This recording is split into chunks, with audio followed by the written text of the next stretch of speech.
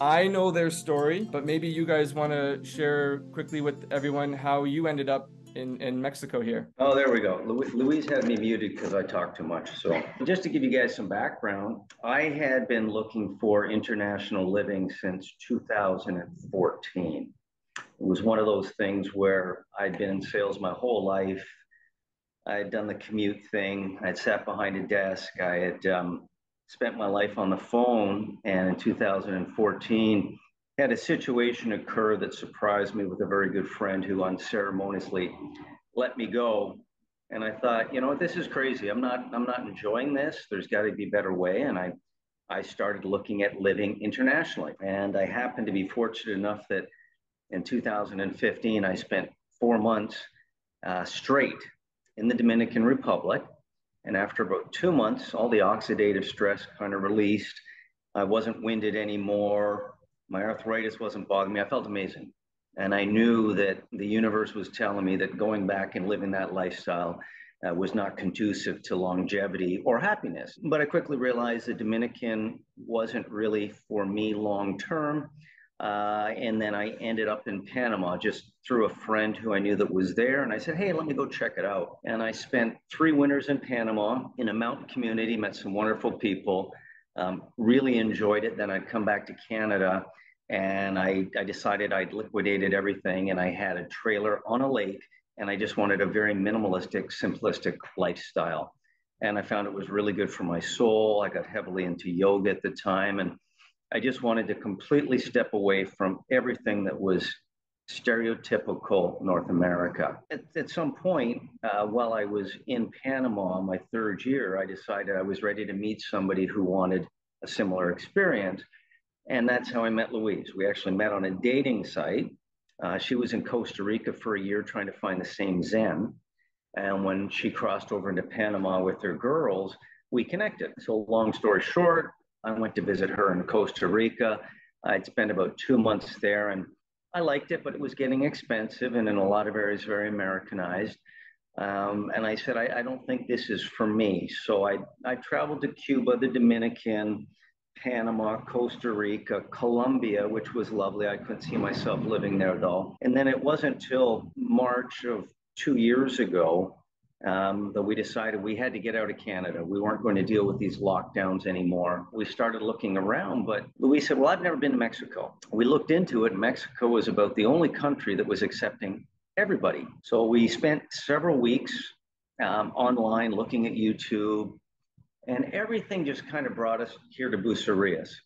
I wanted to be further south, but the weather's a lot hotter. We looked at mountain communities, but Louise said, hey, you know what? I'd prefer to be closer to the ocean. And so everything led us here because, as I've told Sean, this area seems to be about the best compromise. So you've got Puerto Vallarta, which is well known, 20, 25 minutes to the airport. You've got all your big box stores if you want them. You've got a series of beaches. Then you've got the town of Nuevo. You've got Mascalas and Tondoroque and all these towns in between. And Bucerias is up the coast, 25 minutes from PV. So you have all the amenities you can want here in a really big beach area that you can walk for hours.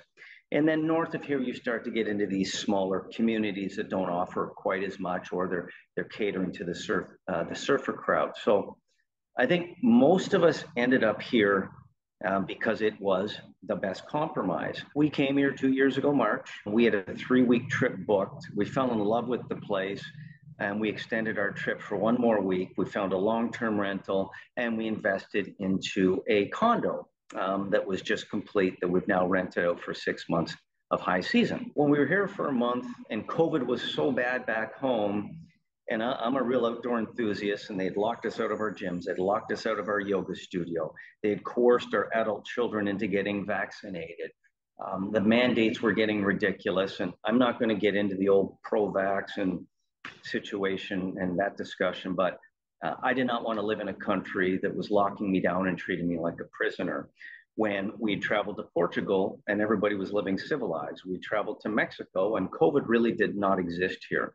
So within 3 months, we had our temporary residency, we were on a plane, and we were living here full time. We weren't here very long, and I quickly realized that customer service, the language barrier was a real problem. After a couple of months in our condo, we realized it wasn't quite right for us. We were close to the highway. It was very loud. We were in a shared situation with 36 other units, and high season people came in and they were partying all the time. And we were still working and living full time. And we just realized this wasn't for us. But I couldn't find a realtor or a rental agent in 7 months who could find us or cared to even engage with us to find us a place to live. And I ended up finding another place for us on my own. And I said to Louise, this is nuts. We've got to get into rental management and we got to get into real estate. So I happened to be out walking my dog one day and walking by one of the nice restaurants, and I engaged in conversation with a very outgoing fellow. Turns out he owned a real estate company in Puerto Vallarta. And he said, here's my card. You know, I have nobody in this area and you seem very personable. And that's kind of how it started. So I jumped in and decided if I'm going to sell real estate here, I need to understand the laws. And I went and got certified in a course that's called AMPI, A-M-P-I. I won't give you what the acronym means. It really doesn't matter, but it's the same as the Canadian Real Estate Association in Canada. So the whole point was understand some of the laws and regulations here in Mexico so that when I speak to fellow Canadians and Americans, I'm a little bit more knowledgeable on the topic.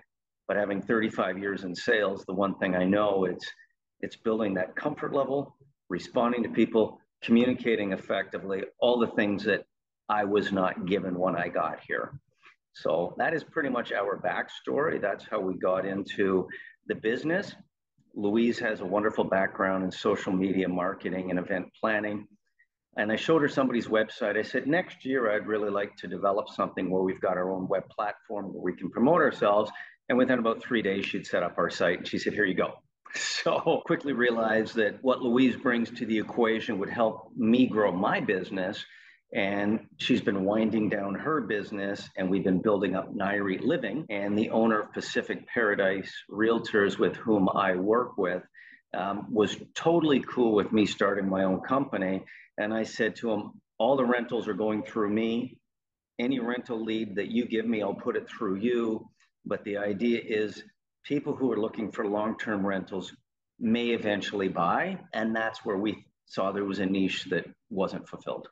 And so we wanted to be that full service company that could talk to you about how to get your residency, how to get down here, areas to consider, rent before you buy. If you're going to buy, what is the sweet spot? Our dollars dropped, the peso's taken off, the real estate market is kind of sideways, and just being transparent with those looking to move and relocate like we did without being given false information or dealing with somebody with whom you don't trust. Mm-hmm. And it's worked very, very well. We actually accept a lot of deposits on rentals on behalf of the landlord because people say, we know you, we've seen your site, we've engaged on WhatsApp, we've had conversations, but I have no idea who that landlord is, and I don't feel comfortable sending said landlord several $1,000s. Of course, we get one bad review in a small town like this, and we're done.